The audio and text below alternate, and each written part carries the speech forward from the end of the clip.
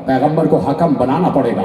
तो अब पूछो रसूल अल्लाह से, जैसे ही आए दुरूद उतरी तो सलाम हो अजिल्ला असहाबे किराम पर। इसलिए कहता हूँ कि एहतराम सहाबा है कि सहाबा ने बहुत से ऐसे मसाइल उसी वक्त डिस्कस कर दिए कि अगर वो इस वक्त डिस्कस न करते तो आज इख्तलाफात मजीद बढ़ जाते। जैसे ही आए दुरूद उतरी तो सहाबा ने पूछा, सवायत मुहर्रिका इब्न हजर मक्की, सहाबा ने पूछा या रसूल अल्लाह आप पर कैसे दुरूद पढ़ा जाए। देखो अब इस जवाब के बाद कोई गुंजाइश नहीं है, अब हुज्जत कायम हो रही है। और जब सहाबा हुज्जत कायम कर दें तो फिर हुज्जत ना करो, फिर बहस ना करो, फिर अपने फतवे ना लगाओ, फिर रिसर्च ना करो। सहाबा ने पैगंबर से पूछा और पैगंबर से पूछ के उम्मत को बता दिया, और हम वही अल्फाज दोहरा रहे जो अजिल्ला साहब किराम ने पैगंबर से सुन के महफूज करवाए। या रसूल अल्लाह, तवज्जो, या रसूल अल्लाह आप पर कैसे दुरूद पढ़ा जाए, आप पर कैसे दुरूद पढ़ा जाए। पैगंबर ने कहा मुझ पर दुरूद पतरा न पढ़ना, तुम कटा दुरूद न पढ़ना, मुझ पर दुरूद बतरा न पढ़ना, यानी तुम कटा दुरूद न पढ़ना, तुम कटा नहीं, आधा दुरूद नहीं। भाई बतरा क्या है? बतरा है अबतर से, इन्ना शान अका हुवल अबतर, बेशक तुम्हारा दुश्मन ही बे औलाद रहेगा। तो पैगंबर ने कहा मुझ पर दुरूद बतरा न पढ़ना, ऐसा दुरूद न पढ़ना जिसमें मेरी औलाद शामिल ना हो, जिसमें मेरी औलाद शामिल ना हो। जब सहाबा पैगंबर से सुन के किसी बात पर हुज्जत कायम करें तो उस पर फतवे नहीं दिए जाते, उस पर इज्तिहाद नहीं किया जाता। जब कह दिया तो पैगंबर ने कहा मुझ पर दुरूद पढ़ना तो ऐसे पढ़ना, अल्लाहुम्मा सल्ली अला मुहम्मदिन व आले मोहम्मद। पता है जुमला आगे क्या कहा? कहा ये ना पढ़ना कि अल्लाहुम्मा सल्ली अला मुहम्मदिन व अला आले मोहम्मद। पैगंबर ने कहा मुझे अपने और अपनी औलाद के दरमियान अला का भी फासला बर्दाश्त नहीं है, अला का भी फासला बर्दाश्त नहीं है। अब कहीं से आवाज आ जाए सल्लु अलल हबीब, और फिर जवाब आए सल्लल्लाहु तआला अला मोहम्मद, नहीं, ये सहाबा की तालीम नहीं है। सल्लल्लाहु तआला अला मोहम्मद ये नाक़िस दुरूद है। कामिल दुरूद पढ़ा जाए, कामिल दुरूद पढ़ा जाए। जब सहाबा की हुज्जत मौजूद है तो अब फतवे की जरूरत नहीं, अब इज्तिहाद की जरूरत नहीं। अब देखो कि सादिकों ने क्या कहा, अब देखो कि सच्चों ने क्या कहा। खत्म हो गई बात, 3 आयतें आपके हवाले कर दी, चौथी सुन लो और उसी पर बात खत्म। सिर्फ 5 या 7 मिनट रह गए और आपके साथ मैं भी शरीके मातम हो जाऊंगा। चौथी आयत वो आयत कि जो आज तक बड़ी मशहूर आयत है, और जो आयत हकम है, और जो आयत दलील बन गई है, सदाकतों की दलील बन गई है। फमन हाज्जका फीहि मिन बाद मा जाअका मिनल इल्म फकुल तआलू नदउ अबनाअना व अबनाअकुम व निसाअना व निसाअकुम व अनफुसना व अनफुसकुम सुम्मा नब्तहिल फनजअल लअनतल्लाहि अलल कादिबीन। जब इल्म आ गया तो झगड़ा नहीं किया जाता, जब इल्म आ गया तो झगड़ा नहीं किया जाता। और अगर फिर भी कोई हुज्जत करे है नबी तो उससे फिर भी तलवार न निकालना, बस ये कहना कि हम अपने बेटों को लाएं, तुम अपने बेटों को लाओ, हम अपनी औरतों को लाएं, तुम अपनी औरतों को लाओ, हम अपने नफ्सों को लाएं, तुम अपने नफ्सों को लाओ, और जो झूठा हो उस पर अल्लाह की लानत बरसाई जाए। मुत्तफ़क़ अलैह जुमला कहने जा रहा हूँ। मुबाहिले का लश्कर तैयार हुआ, सब ने लिखा कि ये 5 थे मुबाहिले में। मैंने बहुत आसानी से कहा है ताकि वक्त ज़ाया ना हो, वक्त ज़्यादा सर्फ ना हो। सब ने लिखा कि 5 थे मुबाहिले में। उम्मुल मोमिनीन हज़रत आयशा रज़ी अल्लाह तआला अन्हा ने लिखा कि ये 5 चादर में जमा हुए, ये 5 चादर में इसलिए जमा हुए कि मुबाहिले में जाना था। ये आयत तथीर जो असहाब खमसा पे उतरी है, ये मुबाहिले से पहले का मुकदमा है कि पैगंबर को बेटे चाहिए थे, औरतें चाहिए थी, नफ्स चाहिए था। पूरे मदीने की भरी पूरी आबादी में एक बेटी का घर था जहां से नफ्स भी मिल गया, निसा भी मिल गई, बेटे भी मिल गए, और 5 चादर में जमा हुए। जब 5 चादर में जमा हुए आयत तथीर उतरी, और जब आयत तथीर उतरी तो चले रसूल मुबाहिले के लिए, और फिर मुबाहिला जीत के आए। सवाल ये है, और इसी पे बात खत्म हो गई। कोई ज्यादा जोश जज्बा नहीं, कोई ज्यादा प्रेशर नहीं, कोई ज्यादा दबाव नहीं। आहिस्ता से एक जुमला कहना चाहता हूं कि मदीने में सब सच्चे रह रहे थे। हाँ, सलामत रहे, सलामत रहे। मदीने में सब सच्चे रह रहे थे। जितनी औरतें थी सब सच्ची, जितने बेटे थे सब सच्चे, जितने नफूस थे सब सच्चे। पैगंबर सबको क्यों नहीं ले गए? मैंने कहा ना कि कोई जोश नहीं, कोई जज्बा नहीं, कोई प्रेशर नहीं, कोई दबाव नहीं। आहिस्ते से बात कर रहा हूं। सब थे मदीने में सच्चे, تو پیغمبر پورے مدینے کو اٹھا کے لے جاتے, چلو بھائی چلو, لعنت کرنا ہے, چلو بھائی چلو, سچے چلو, جتنے سچے ہیں سب آ جائیں. تو سب چلے جاتے, سب چلے جاتے. یہاں مباہلے میں مسئلہ یہ نہیں تھا کہ سچے آ جائیں, مسئلہ یہ تھا کہ وہ آئیں جنہوں نے کبھی جھوٹ نہ بولا ہو.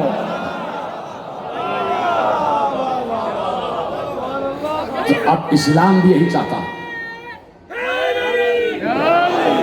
اسلام بھی یہی چاہتا ہے کہ کبھی جھوٹ نہ بولنا. ختم ہو گئی بات. وہ چاہتا ہے جھوٹ نہ بولنا, لیکن اسے پتا ہے کہ یہ باز نہیں آئیں گے جھوٹ بولنے سے. یہ تو کعبے میں جوار میں بیٹھ کر کبھی کبھی جھوٹ بول لیتے. حاجی حج پہ جاتا ہے, جھوٹ بول کے جاتا. نمازی نماز پڑھ کے باہر سے نکلا, گھر سے باہر, اللہ کے گھر سے باہر نکلا, جھوٹ بولتا. تو اللہ کو پتا ہے یہ جھوٹ بولنا چھوڑے گا نہیں, جھوٹ اس کی عادت میں ہے. تو اتنا رحیم ہے وہ, اتنا کریم ہے, اس نے کہا تم جھوٹ بولنا تو چھوڑ نہیں سکتے, کم از کم یہ تو کر سکتے ہو کہ سچوں کے ساتھ ہو جاؤ, سچوں کے ساتھ ہو جاؤ. کونوا مع الصادقین, سچوں کے ساتھ ہو جاؤ. سب سے کہہ رہا ہے اللہ, 73 فرقوں سے کہہ رہا ہے سچوں کے ساتھ ہو جاؤ. تو ڈھونڈو ہر دور کا سچا کون ہے, اور وہ سچا ہو محمد جیسا, وہ سچا ہو محمد جیسا.